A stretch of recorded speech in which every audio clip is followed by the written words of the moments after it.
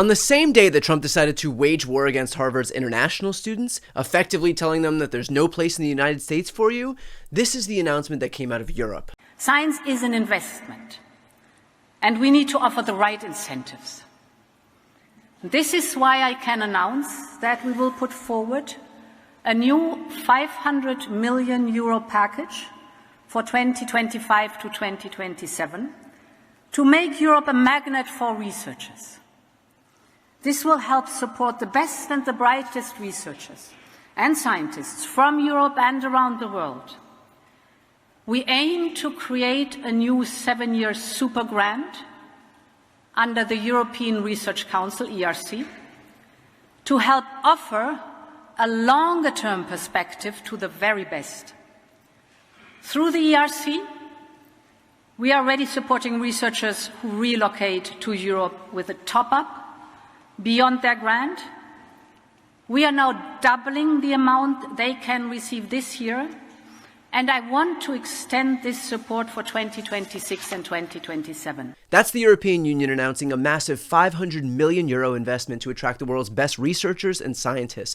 Meanwhile, at the exact same time, Trump's Department of Homeland Security was revoking Harvard's ability to enroll international students, forcing over 7,000 current foreign students to either transfer schools or lose their visa status entirely. This contrast is absolutely staggering.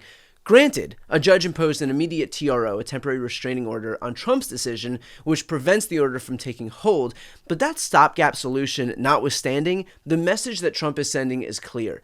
International students are not welcome in the United States.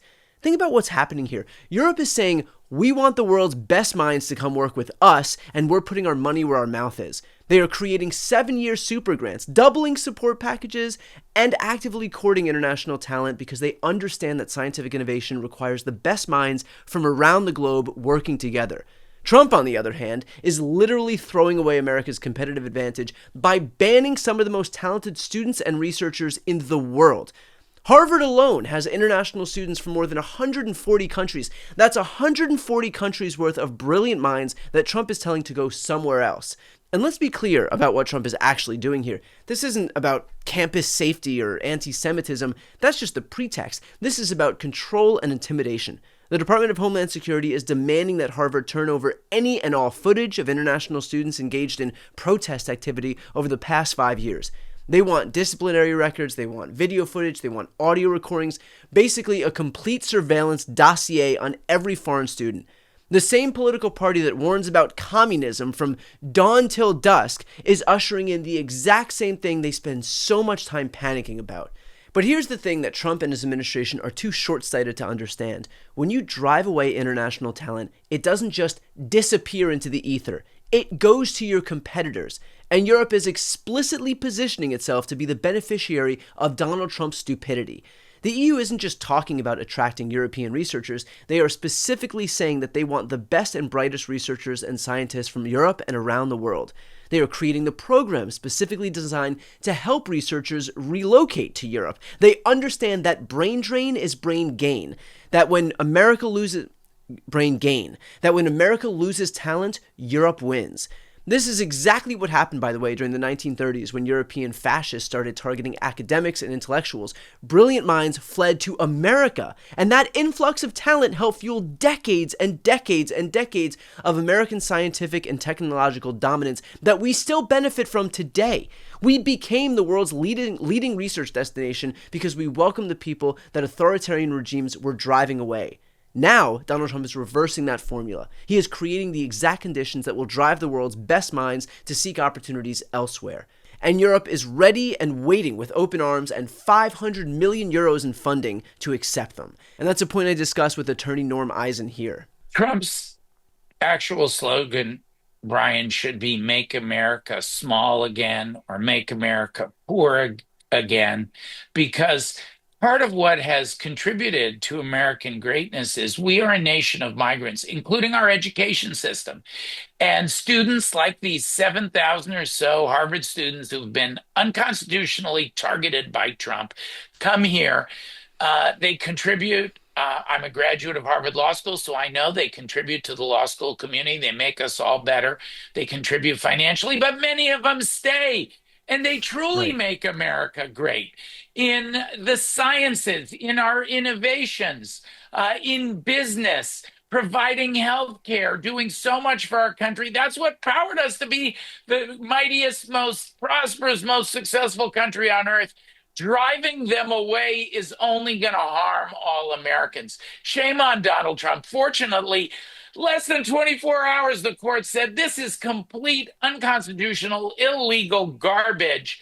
They've frozen it, and rightly so. This will never succeed. So we should send a message because some of these foreign students who at Harvard and elsewhere who are discouraged and chilled, and they're the attempted targets of bullying. Don't listen to Donald Trump.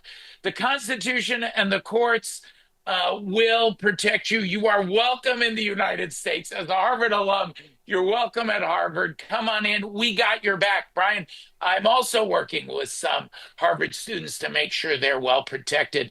We have your back, and the Constitution has your back. And let's be clear, it's not just the students alone who are being targeted that we have to worry about. It's also the chilling effect that this has on all international students and researchers, the chilling effect this has on all immigration, the chilling effect this has on all tourism.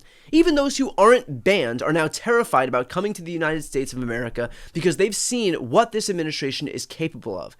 If you're a brilliant researcher in India or China or Brazil, are you really going to want to come to a country where the government might suddenly decide that you're a security threat and deport you to some foreign detention facility without due process? Or are you going to choose Europe, where they are actively courting your talent and offering long-term financial support? And oh yeah, there's no chance that you'll get rounded up by goons looking to ship you off to a gulag in South America. Take all the time you need with that one. But let's say that you're not moved by the humanitarian argument, or the innovation argument, or the geopolitical argument. Even the economic implications of this are massive. International students contribute over $40 billion annually to the U.S. economy. They start companies, they create jobs, they drive innovation across every single sector. Silicon Valley was literally built by immigrants and international students who came here for education and stayed here to build the world's most valuable companies. Trump is throwing all of that away based on some paranoid fantasy about foreign students being security threats. Meanwhile, Europe is positioning itself to become the new global destination for talent and innovation. And what's worse, this is just the beginning. Homeland Security Secretary Kristi Noem explicitly used Harvard as an example to terrorize every other university into submission. Could you foresee, or are you now considering similar moves with other universities like Columbia that has allowed Jewish students to be threatened and made unsafe? Absolutely. We are absolutely. This should be a warning to every other university to get your act together. Get your act together, because we are coming to make sure that these programs, that you are facilitating an environment where students can learn, where they're safe, and that they're not discriminated against based on their race or their religion. Anti-Semitism will not be stood for, and any participation with a country or an entity or a terrorist group that hates America and perpetuates this kind of violence, we will stop it, and we will not allow that to happen, especially in places where our kids need to grow up and really learn what this country is about, what the world is about, and what it means to promote freedom and liberty. And let's remember for a moment who these international students actually are. They aren't security threats. These are some of the most talented young people in the world who choose to come to America for education and oftentimes stay. They plan to stay after graduation to start companies, to create jobs, to contribute to American innovation, which benefits all of us. Now they're being told that their presence is unwelcome, that they are potential terrorists, and that they need to be surveilled and controlled. Is that really the message we want to send to the world's brightest minds? This is exactly the kind of authoritarian playbook that we've seen in other countries. Attack the universities, drive away international talent, create a climate of fear and isolation. It's happening in Hungary, it's happening in Russia, and now, thanks to Donald Trump, it's happening right here in the United States. But the difference is that other countries, like the members of the European Union, are ready to welcome the talent that Trump is driving away. They understand that scientific progress is a collaborative enterprise that requires diverse cooperation among everyone. The EU's announcement today specifically mentions creating a new 7-year super grant under the European Research Council and extending support for researchers who relocate to Europe. That's not just talking about short-term programs, they are making long-term commitments to build a sustainable ecosystem for international research collaboration. Their long-term gain is our loss in the US.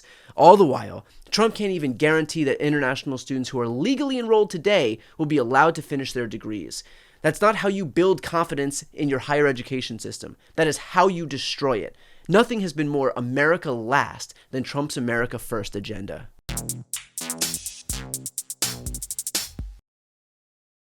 Before you go, if you enjoyed this content and you want to see more and support independent media, please subscribe to this channel. The subscribe button will be right here on the screen.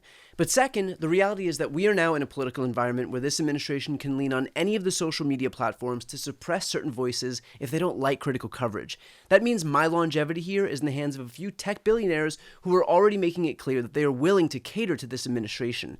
To that end, signing up for my newsletter is a way for me to reach you directly if that ever becomes necessary. I'll put the link right here on the screen as well, so please sign up. It's free, but there's also an option to do a paid subscription if you'd like to support me and my team. I really appreciate it. Thanks so much for watching.